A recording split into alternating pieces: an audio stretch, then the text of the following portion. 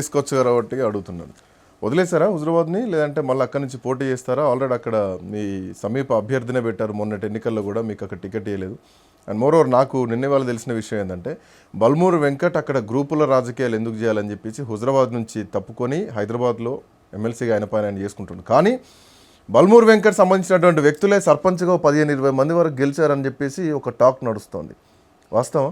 హుజరాబాద్ కాన్స్టిట్యున్సీలో నేను 2 సంవత్సరాలు ముఖ్యమంత్రి గారు నన్ను పిలిచి ఆ రోజు పీసీసీ అధ్యక్షునిగా ఉన్న రేవంత్ రెడ్డి గారు, సిఎల్పీ నాయకులుగా ఉన్న బట్టి విక్రమార్క గారు, మా జిల్లా నాయకులు పెద్దలు శ్రీధర్ బాబు గారు, పొన్నం ప్రభాకర్ గారు, దామోదర్ రాజనరసింహ గారు అందరూ పిలిచి పార్టీకి అక్కడ నీ అవసరం ఉంది, నువ్వు నిలబడాలి పార్టీ కోసం అంటే అది నేను అదృష్టంగా భావించిన. పార్టీ నా అవసరం ఉంది అని పార్టీ నన్ను అడిగింది అని దాన్ని నేను అదృష్టంగా భావించి ఏది ఉన్నా కూడా నేను ఏ రకంగా హుజరాబాద్ ఎన్నికల్లో పోరాటం చేసినా, ఏ రకంగా నేను కష్టపడ్డా, ఏ రకంగా నేను తిరిగినా, ఏ రకంగా నేను అక్కడ తాపత్రయపడ్డా అది ప్రజలందరూ చూసిరు. యావత్ తెలంగాణ రాష్ట్రం అందరూ కూడా దాన్ని గమనించారు. ముఖ్యంగా మీరు కూడా ఆ రోజు అక్కడ ప్రత్యక్షంగా మీరు ఆ ఎన్నికల్లో పర్సనల్గా మీరు కూడా చూసారు కాబట్టి మీకు తెలుసు.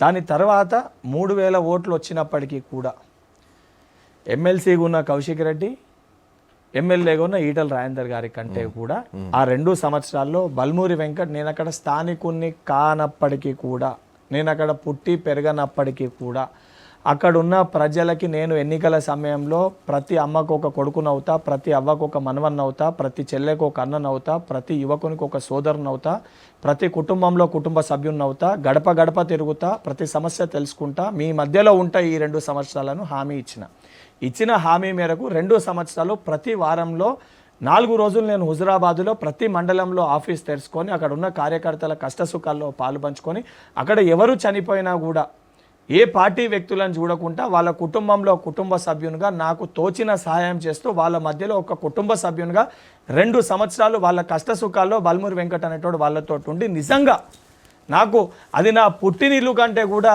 సాన్నిహిత్యంగా నా కుటుంబ సభ్యుల లెక్క ఆ నియోజకవర్గం నాకు మనసుకు అంత దగ్గరైన నియోజకవర్గం హుజరాబాద్ నియోజకవర్గం. అక్కడ కార్యకర్తలు అందరూ కూడా అక్కడ ఉన్న వాళ్ళందరినీ కూడా అన్న, వదినే, చెల్లె, బాబాయ్ అని చెప్పి వరుసలతోటి అక్కడ ఉన్న మా కార్యకర్తల్ని అక్కడ ఉన్న ప్రజలతోటి పిలిచేంత సాన్నిహిత్యం నాకు ఉన్న హుజరాబాద్ నియోజకవర్గ ప్రజలతో ఉంది.